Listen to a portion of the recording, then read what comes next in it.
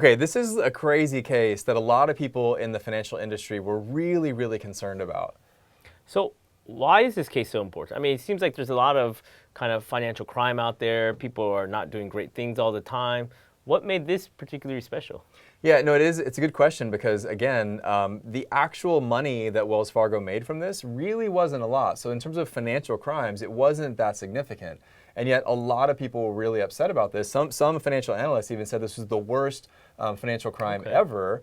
And I think the main reason is because, for you out there, for me, I choose a bank solely because I need to know that I can trust them. Right? And here in this particular instance, they completely betrayed that trust and seemingly for completely selfish and greedy reasons. So when you say selfish and greedy reasons, what do you mean by that?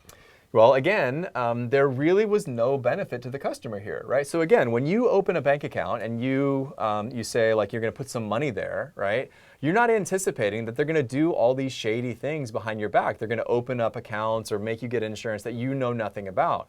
And so in this particular instance, I feel like it was just a complete dishonest betrayal of trust where there was no benefit to the consumers whatsoever. So they didn't, for example, they didn't do any research and say customers are better off if they have 8 accounts, right? They simply said 8 rhymes with great, and so therefore we're going to do this. Okay, so then who did benefit from this kind of activity?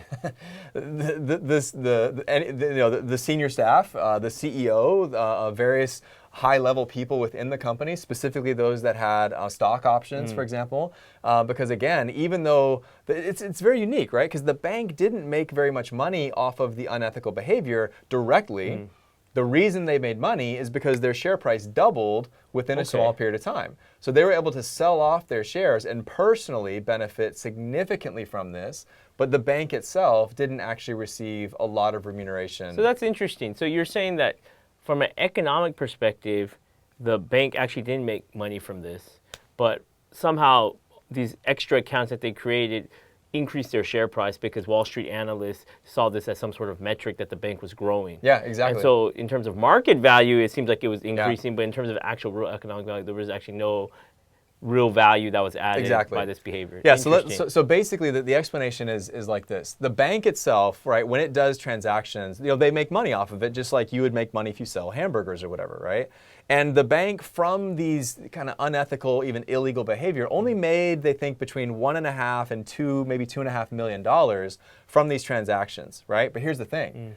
Their share price more than doubled, which means that the individuals that own those shares, including the CEO and various senior officials who are pushing this behavior, they made hundreds of millions of dollars collectively, and they walked away with almost all of that. Now, there were some clawbacks. There were some issues where they had to give up some of that money. But again, they walked away, although in disgrace, they walked away with hundreds of millions of dollars. And how much, I guess, roughly were the fines and things that Wells Fargo had to pay because of this kind of behavior? Yeah, and this is the terrible thing, right? So again, if you're a customer of a bank, right, and you're thinking that you want the bank to be led by people of integrity because you want to ensure that your investment is safe, here's the rub, right?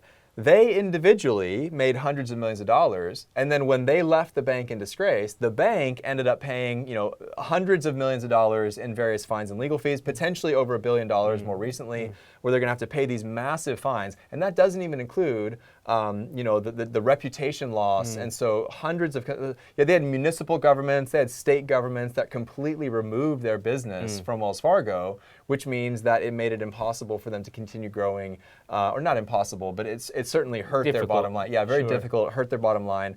And it was so bad that the federal government in the US actually kind of stopped their growth, saying you've got to clean this stuff up because you're not running this in a reputable way. So it seems like there's a tragic irony here that the people who at least allow this kind of behavior to occur, or at least on their watch, they were able to benefit from it and walk away. And the bank and the fines that it has to pay are really being borne by the current shareholders, the current other stakeholders such as customers and employees that have to deal with the fallout of this. Yeah, and that includes all of you, by the way, right? So again, think about it. If you're going to use a bank, if you're going to use them for your services, how would you feel if you knew that they've betrayed your trust in that way? Like, how do you kind of move on from that?